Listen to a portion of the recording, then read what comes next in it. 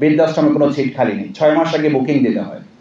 এই রিপোর্টের ধারে কাছেও যদি আমরা যাই, চিন্তাও যদি করি, তাহলে বৃদ্ধাশ্রমকে রীতিমতো একটা পেশাদার ব্যবসায় পরিণত করতে হবে। ঘরে ঘরে না, মানে আমাদের লেনে লেনে বৃদ্ধাশ্রম তৈরি করতে হবে। দ্বিতীয় হচ্ছে, এই রিপোর্টের মাধ্যমে মূলত একটা পাশবিক সমাজ বিনির্মাণ করা হবে। এখানে যতটুকু আলো দেখতে পাচ্ছি আমরা, এই আলোটার জন্য না, এটা হচ্ছে অন্ধকারটা প্রমাণ করার জন্য।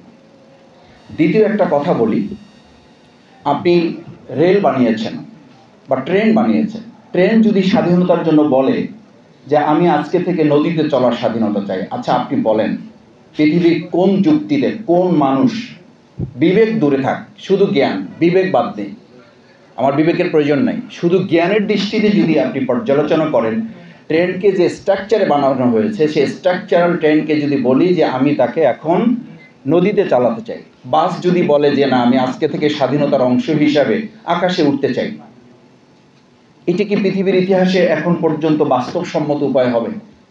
হবে না। যেমনটা হবে না, আল্লাহ সুবহানাহু ওয়া তাআলা পৃথিবীতে মানুষ সৃষ্টি করেছেন, আলা আল্লাহুল খালকু ওয়াল আমর, শরীর যার, স্বাধীনতা তার। এটা তো একজন শুধু মুসলিম শুধু বলবো না আমি, যিনি মিনিমাম কোনো ধর্মগ্রন্থ মানেন, কোনো বিশ্বাসী কোনো একটা ধর্মগ্রন্থের উপর তার আস্থা বিশ্বাস থাকে, তিনি এই কথা বলেন না, তিনি এটা বলতে পারেন না, কারণ এটা তার প্রতি অন্যায্যতা। আজকে এখানে দুটো শব্দ বারবার ব্যবহৃত হচ্ছে, একটা হচ্ছে সমতা আর একটা হচ্ছে ন্যায্যতা। আমরা আসলে কোনটা চাই? ইসলাম আমাদের কোনটার কথা বলেছে? মানবিকতা কোনটার কথা বলেছে? এই জায়গাটা আমাদের ধারণ করতে হলে আমি 4টে জিনিসকে ছোট করে বলে শেষ করে দেবো। একটা হচ্ছে, পুরো রিপোর্টটা আমাদেরকে আগামী দিনে পারিবারিক জীবন না, আমাদের আগামী দিনে একটা বৃদ্ধাশ্রমের জীবনের দিকে ধাবিত করবে এই রিপোর্ট। আমি এখনই 2-1টা জায়গায় কথা বলে খোঁজ নিয়ে দেখেছি যে বৃদ্ধাশ্রমে কোনো সিট খালি নেই। আপনারা জানেন কি না? নিশ্চয়ই জানার কথা আপনাদের। আমি পত্রিকার কয়েকদিনের রিপোর্ট দেখেছি, বৃদ্ধাশ্রমে কোনো সিট খালি নেই, 6 মাস আগে বুকিং দিতে হয়। এই রিপোর্টের ধারে কাছেও যদি আমরা যাই, চিন্তাও যদি করি, তাহলে বৃদ্ধাশ্রমকে রীতিমতো একটা পেশাদার ব্যবসায় পরিণত করতে হবে। ঘরে ঘরে না, মানে আমাদের লেনে লেনে বৃদ্ধাশ্রম তৈরি করতে হবে। দ্বিতীয় হচ্ছে, এই রিপোর্টের মাধ্যমে মূলত একটা পাশবিক সমাজ বিনির্মাণ করা হবে।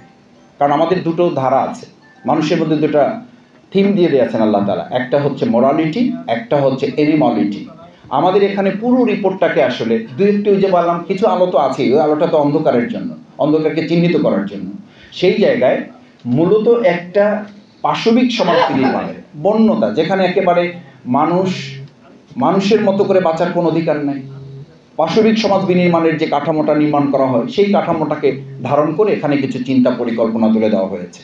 এরপরে আমি যেটা আপনাদের সামনে বিশেষভাবে উল্লেখ করতে চাই, যে আল্লাহ সুবহানাহু ওয়া তাআলা তো একটা নীতিমালা দিয়েছেন। আমি অনেক সময় বলতাম যে আমাদেরকে যখন বলা হয় যে পুরুষ এবং আমাদের বোনদের, ভাই এবং বোনদের মধ্যে আমাদের সম্মানিত বোনদের স্ট্যাটাসের জায়গাটা কোথায়? জায়গাটা তো হচ্ছে এই যে আল্লাহ তাআলা পুরুষদেরকে তো বোনদের দায়িত্ব নেওয়ার জন্য বলেছেন, আর রিজালু কাওয়ামুন আলান নিসা, পরিবারের প্রেসিডেন্সি তো তাকে দেওয়া হয়েছে, গার্ডিয়ানশিপটা তো তাকে দেওয়া হয়েছে, তার ভরণ পোষণের দায়িত্ব দেওয়া হয়েছে না, শুধু তার জবাবদিহিতার আওতায় তাকে রাখা হয়েছে।